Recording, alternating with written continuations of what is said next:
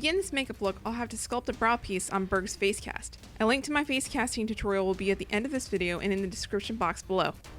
I'm using plasticine non-drying clay for my sculpt. I create a base by rolling tubes, shaping them around the eyes, and blending the edges out. I'm creating a smooth surface to carve the details from. Smoothing out the edges is crucial for the end result of your appliance, as you'll be able to blend it out better if you have a thin edge that blends in with your live cast. The edges of a prosthetic piece are called flashings. This is what makes an appliance blend seamlessly in with the skin if applied correctly. Using sculpting tools in the end of a pin, I try to mimic a reptilian cracked desert type of texture, with vein-like tendrils leading upwards towards the forehead on the side of the eye that would typically be crow's feet, and down from the eye. I constantly had a reference photo open to see the placement of certain cracks and openings. I used a number of methods, including a toothbrush dedicated for crafting to mimic skin texture. Using a piece of cling wrap over the sculpt will allow you to make lighter indents and avoid scarring the work you've already done too harshly. Once the sculpt is complete, I use more of the clay and some foil to build a wall around it, to create a trench for the plaster to fill. I cover any openings of the actual face cast with both mold release and Vaseline so the plaster won't stick to itself.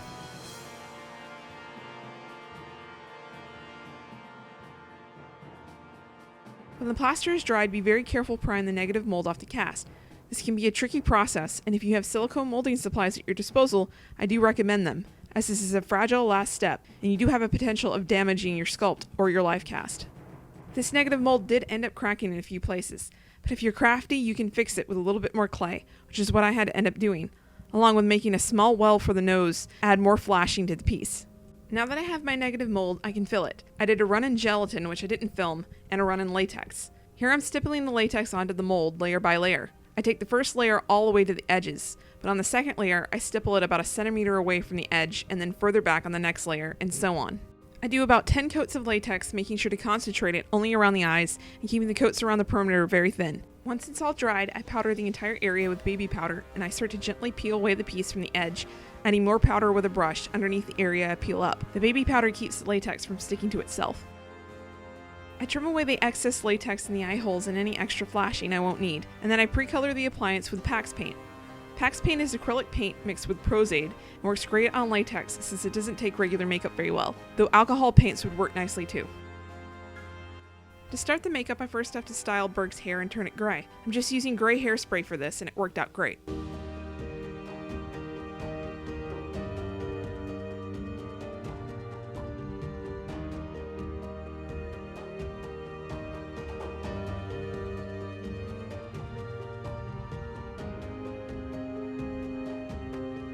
I take the appliance and a white eyeliner pencil and mark out where I'll have to apply Prozaid.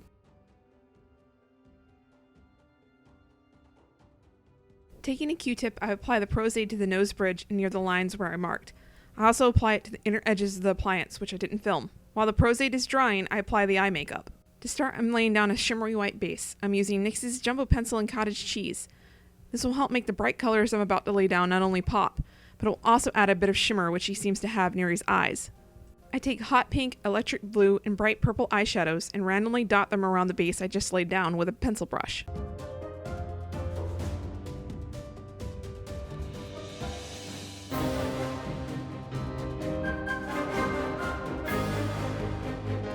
After that, I take a liquid eyeliner and fill in the gaps between the colors. I set the liner with a very pigmented black eyeshadow so it doesn't transfer.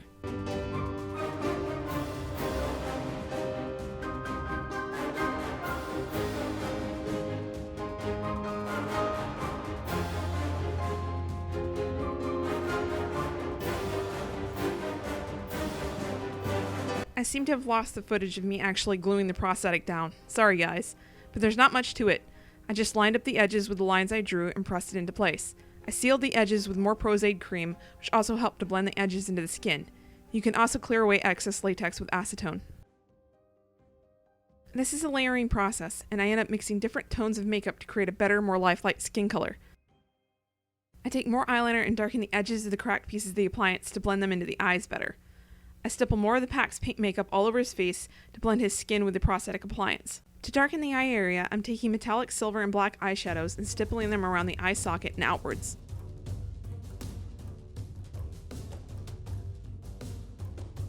Taking more black shadow and a pencil brush, I create the lines of ooze that seem to be seeping out of the open cracks. I don't go too heavy-handed here, since the lines seem to be faded and worn in.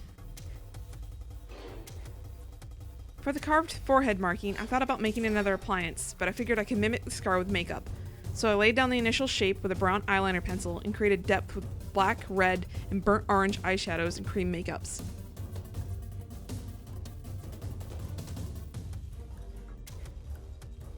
I stipple on some more dark eyeshadows around the eyes and do a little bit more makeup cleanup around the edges to blend to complete the look.